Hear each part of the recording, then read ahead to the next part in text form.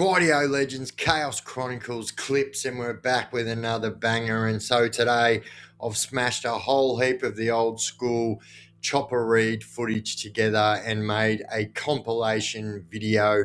And yeah, I think you guys are going to thoroughly enjoy it. But before we get into it, legends, if you haven't already subscribed, please jump down there, shoot me a subscription.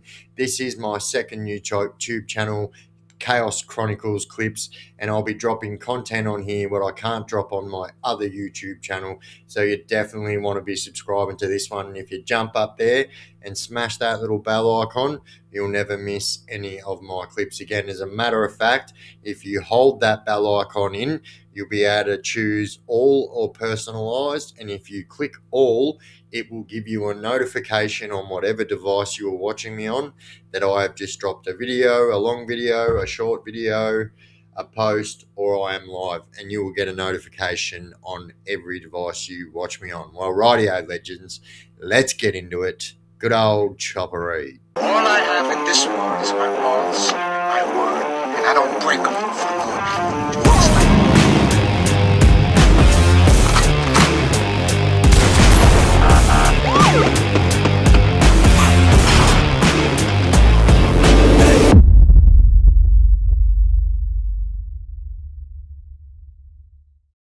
Mark Chopper Read says he's bewildered by his latest arrest.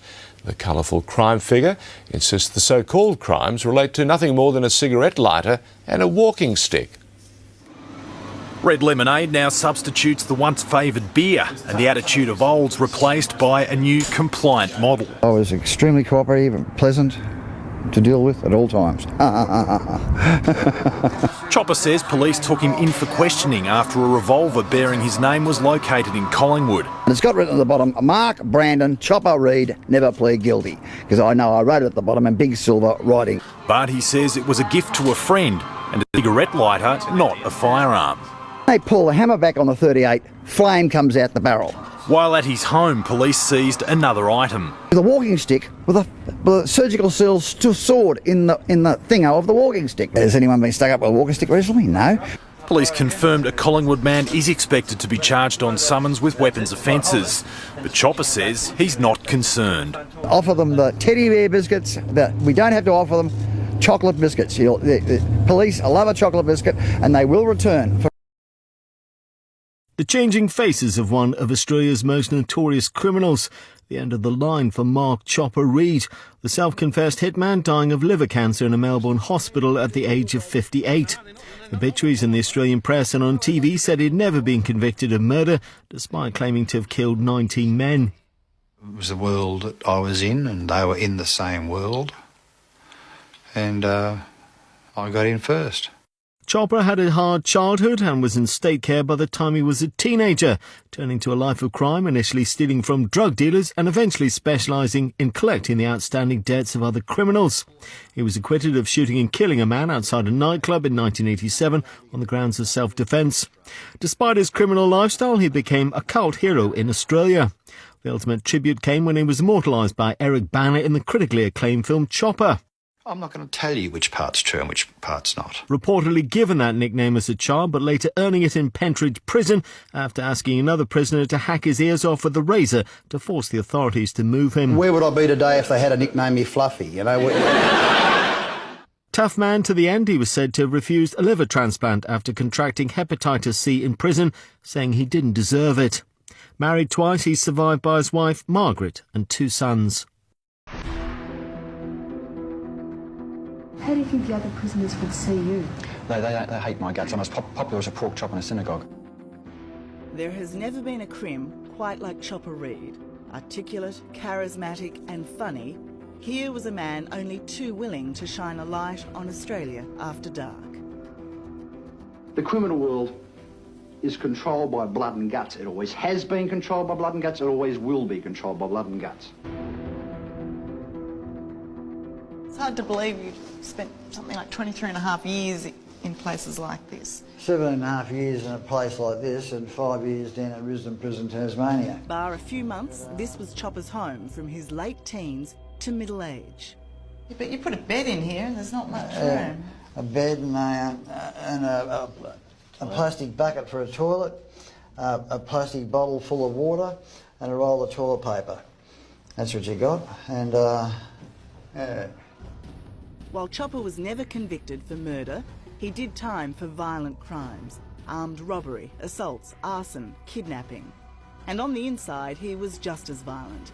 As leader of the notorious Overcoat Gang, he declared war on his rivals. What would motivate you to get involved in that gang war? Well, I just didn't like the faces of the people of the opposition. They when I arrived in B Division, they seemed to have everything under control. They were making all the home brews and getting all the dope in and organising everything and running around the place like kingpins. And so I thought I'd rectify the situation. And we had some homemade axes made up down the engineer's shop, and it was me and a couple of other friends. I made them wear overcoats, and we had axes up our sleeves, and we went around and dealt with the situation. My name's Mark Brandon Reid. A lot of people call me Chopper. Years ago, I used to be a hitman. I know most of you out there may hate my guts. I'm not a very popular person, but you drink and you drive. You go on down the road, you kill a little kid, an old lady, an old person, some young mother pushing a pram across the road, and you go skittle, you wipe them all up. You still hate me? Yeah, you still hate me, but you're no different than I am. My name's Mark Brandon Reid. A lot of people call me Chopper. Years ago, I used to be a hitman. I know most of you out there may hate my guts.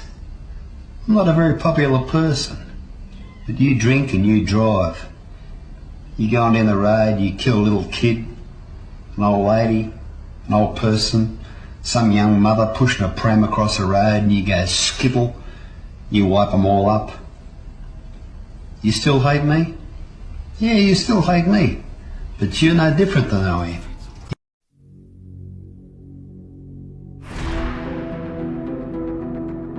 How do you think the other prisoners would see you? They hate my guts. I'm as popular as a pork chop in a synagogue. What would motivate you to get involved in that gang war? Well, I just didn't like the faces of the people of the opposition. They when I arrived in B Division, they seemed to have everything under control. They were making all the home brews and getting all the dope in and organising everything and running around the place like kingpins. And so I thought I'd rectify the situation. And we had some homemade axes made up down the engineer's shop, and it was me and a couple of other friends. I made them wear overcoats, and we had axes up our sleeves, and we went around and dealt with the situation.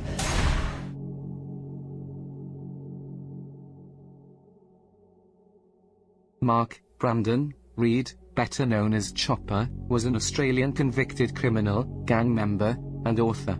Chopper wrote a series of semi-autobiographical, fictional crime novels, and children's books. The 2000 film, Chopper, starring Eric Bana as Chopper, was based on stories from Reid's books, and independent research, leading to events portrayed on screen, that somewhat contradicted Reid's version. For instance, Chopper claimed in early books to be vehemently against drugs, but the film portrays him as a casual drug user. In response, Chopper stated, "You have to have tried something to be able to say you hate it." Hello, my name's Mark Brandon Chopper Reid. I'm back again talking to you on Twitter. Hello everyone out there on Twitter. How are you? Here's my little boy Roy. How you doing? Don't get too cheeky, too smart, Roy. But anyway, Ned Kelly seems to be in the news lately about where they're going to bury Ned Kelly. But I think they should bury Ned Kelly in a public place with a big statue above him, so people all over Australia can go on to go to the burial place of Ned Kelly, because he's a national icon. And what was that thing I saw on TV? They were doing something about national icons, and they're making stamps about national icons. They got a stamp about the Chisel, and a stamp on AC/DC. John Farnham's a national icon. How can they mention John Farnham and not mention Ned Kelly? You know? And national icons, I mean, Chopper Reid's a national icon. Why don't they put me on a stamp? They should put me on a stamp. I'm a national icon. I'm bloody well damn sight bigger than Johnny bloody Farnham. Christ almighty, please don't say I'm less of a national icon than Johnny fucking Farnham. Goodness sake. And I'm doing a blues record. I've got to put on my Mississippi accent and do the blues record using my Mississippi accent. I did one called I don't care if it rains or freezes, as long as I got my plastic cheeses sitting on the dashboard of my car. Dressed in colours pink and pleasant, glows in the dark cause it's iridescent. Take it with you when you travel far. Get yourself a sweet Madonna, dressed in rhinestones, sitting on a pedestal of abalone shell. Doing 90 but I ain't scary cause I know I got the Virgin Mary showing me that I ain't going to hell. I slow that music right down, I put on a Mississippi accent and they do a banjo behind it, it sounds quite good. They've filmed me where I've said something derogatory about basketball and I was only joking at the time, but anyway, I hope they leave it in there. I don't like it. I'm sorry, I said basketball was a girls' game, but when I grew up, basketball was played by girls and... that was netball. Yeah, no, well anyway, but we didn't play basketball when I grew up and kids, as a kid, and football and cricket is all we played, but no one played basketball. Basketball was played by American Negroes and girls play basketball, and we didn't think much of basketball when I went to school. It wasn't played down our neck of the woods, you know, basketball.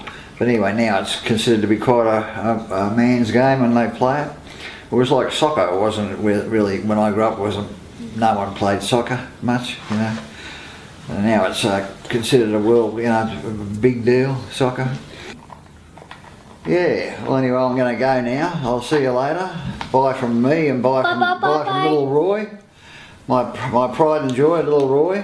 Yeah, pride and joy, yeah. Who, his mother goes to school next year. She's studying... Oh, well, I won't say that. I'm not allowed to say that things, but I'll look after Roy next year. I'll type him to school. He'll be in safe hands. Trust me, Margaret, he'll be safe hands. Okie dokie, I'll see you later. You forgot something.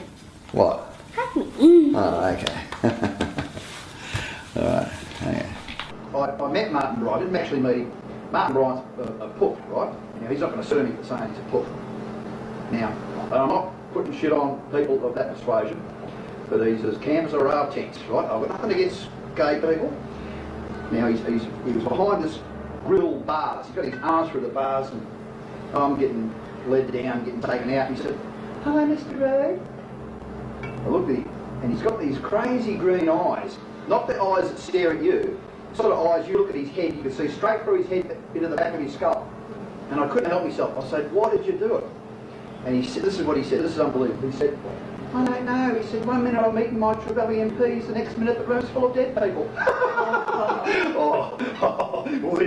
Weird, strange man. I would have liked to snap his neck, but I never got the chance. So he's the type of guy you usually say? Oh no, well he's just a freak of nature. A little effeminate, queer little freak of nature. So how would you describe him? I'm just a good bloke out of luck, you know.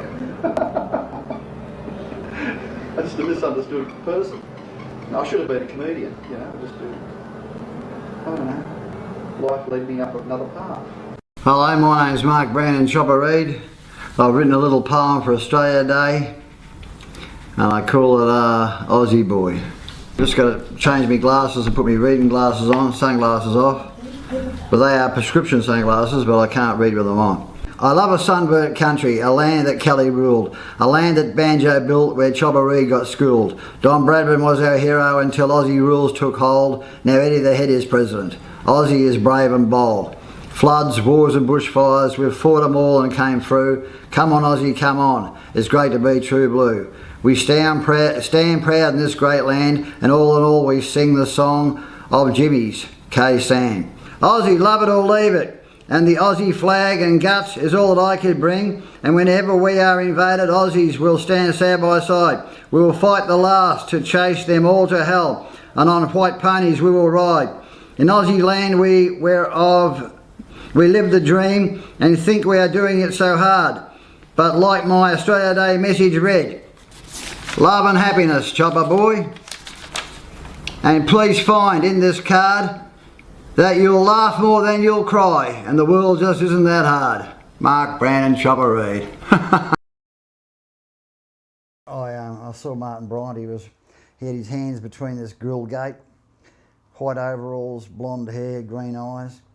I couldn't help myself. Dr. Lopez was leading me out, and I looked at him and he said, "Hello, Mr. Reed." And I said, "Why'd you do it?" He says, "I don't know." He said, "One minute I was eating my Trevelyan peas, and the next minute the room was full of dead people." And that's how he spoke. He said, "One minute I was eating my Trevelyan peas, and the next minute the room was full of dead people." He spoke like a little baby poofter. That's how he spoke, like a little baby retarded poofter. "One minute I was eating my Trevelyan peas, and the next minute the room was full of dead people. Oh, oh, oh." And I said, "Oh, good." Turned around and walked out. But that's a very strange thing, considering he killed 3 people from a distance of 300 yards with a .308 bolt action. Straight in the face. Bang, bang, bang. Face shots. Got them all. Just blew their heads off. And he killed 2 other people 27 yards away, standing in the one position. He went bang, bang, bang, bang, bang. 3 people in front of the Broad Arrow Cafe from 300 fucking yards. 300 yards. Who can shoot 3 people? They're obviously running or walking or bending over, crouching or whatever. Who can shoot people in the face from 300 yards away with a bolt action .308? 300 yards. That's a long way. Unless he is an idiot savant with a God-given gift for target shooting, and they could easily prove that by taking him to a military rifle range and giving him a .308 and getting him to just shoot targets under supervision. You'd have the gun chained up there so he couldn't spin it round on you. You have it chained up there, and so you couldn't move it that way, just like bang, bang, bang, just to see how good a shot he is. What went on there that day? How do you get 34 people? You know, from 300 yards, how do you shoot that many people? How does one man shoot that many fucking people? At this amazing distances, he's getting them with a .308 hunting rifle. Because there's a body of opinion that suggests that there are other people doing the shooting. You know? The whole thing was some sort of a get-up to take the guns off the Australian public, to disarm the Australian public. I sort of tend to believe it could be true. Have a criminal record, or at least one of your relatives work on the docks. So what was the painters and dockers war over? Over who was going to be Secretary of the Doggies. Longley, he was running for Secretary, and they were having the ballot down at Festival Hall, and Jimmy Baisley was standing there with his foot up on the ballot box with a .38 caliber handgun in his hand. All I have in this world is my laws, my word, and I don't break them for more people.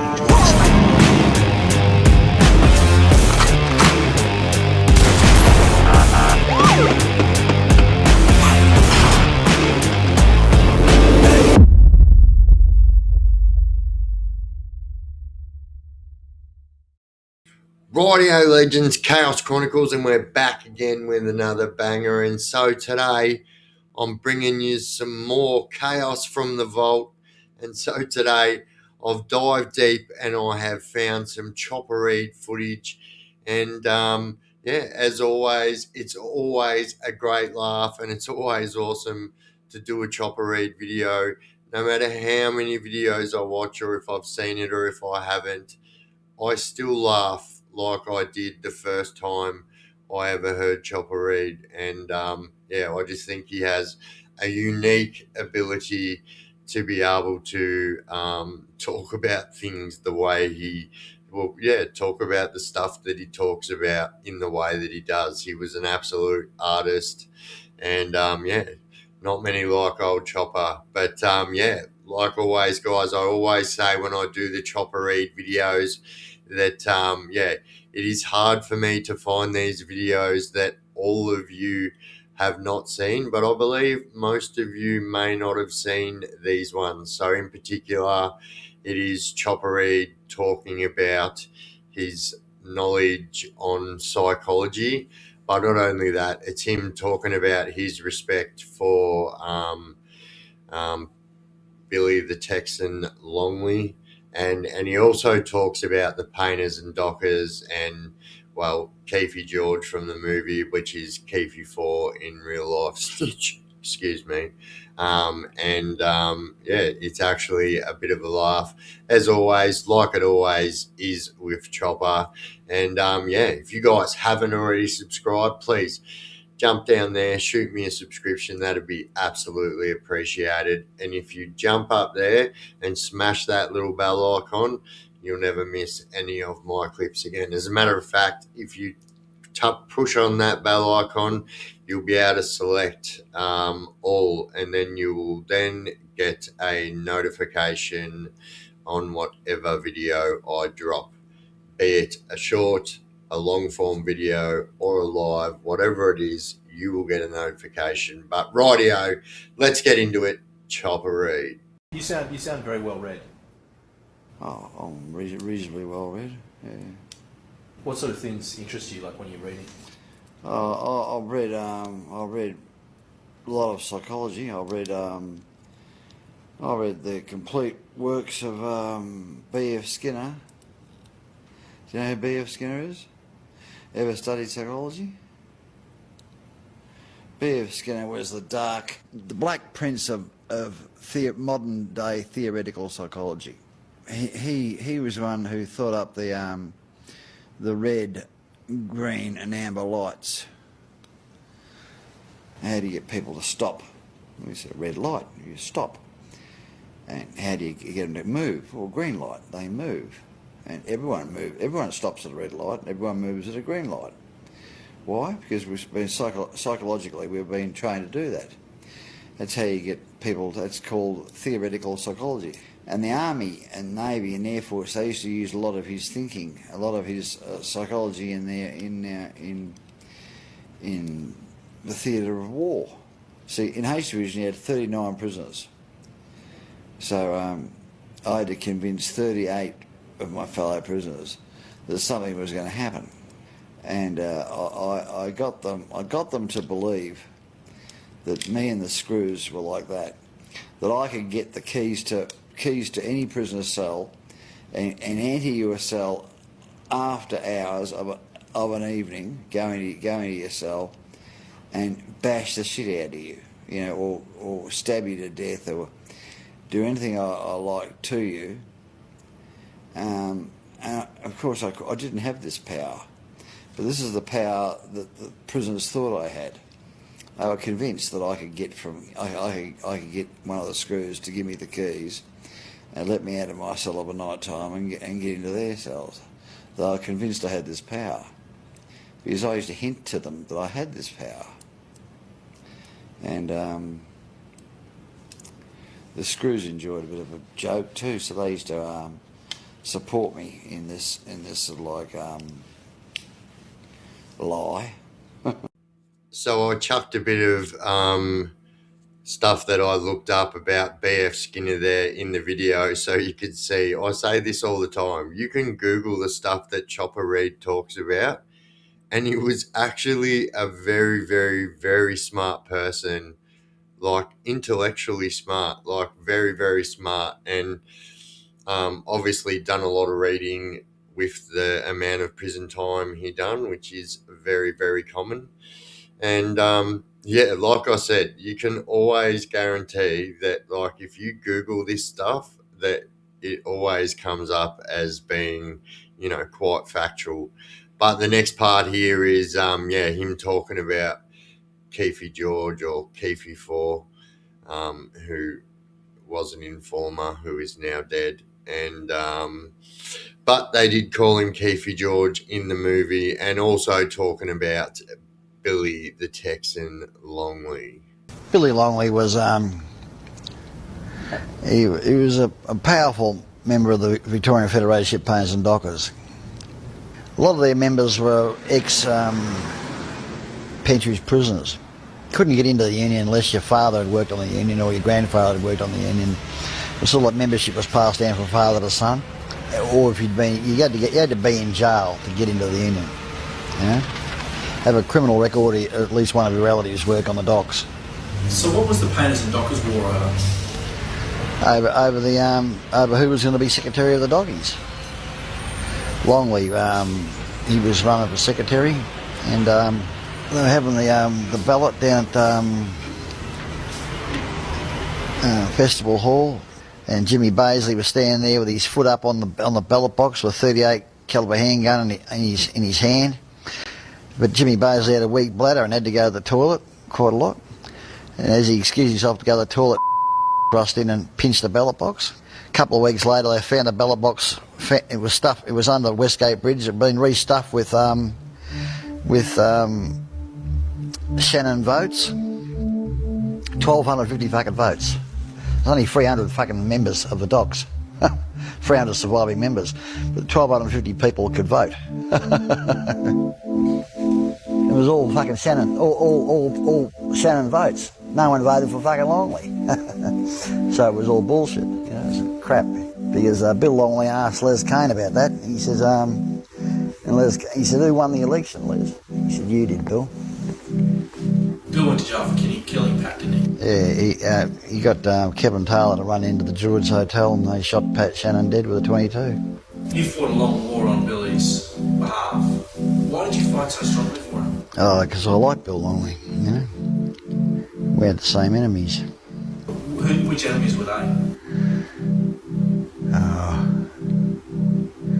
Well, I was blown with Keaty Four and Johnny Palmer, and they were Johnny Palmer was a painter and docker. Keaty Four was his old man was a painter and docker, so I'd inherited fucking virtually every painter and docker as an enemy in Pentridge.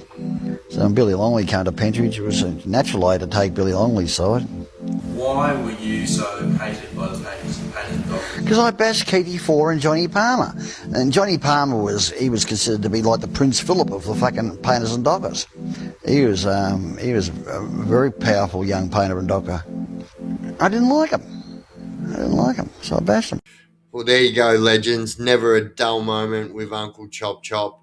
And I'll continue to keep diving to find these little beauties, as I know you all love the Chopper content, as so do I. I love making it. I literally laugh just as much as you guys do watching Chopper read. And, you know, there's this thing with Chopper read. There was a lot of... Eric Bana actually got a lot of shit making the movie because he made Chopper a likable character, and obviously all the people up in Ivory Towers didn't like that, and which was quite funny and was absolutely deserved. Chopper Reed is an absolute bloody legend, and you know was just an absolute legend at what he did, and there will never ever be another Chopper Reed. But also you'll notice that, you know, he talks about a bloke called Kevin Taylor a lot. He says that Kevin Taylor was the bloke that walked in and shot the painter and docker. And Kevin Taylor is also the person who chopped off Chopper's ears.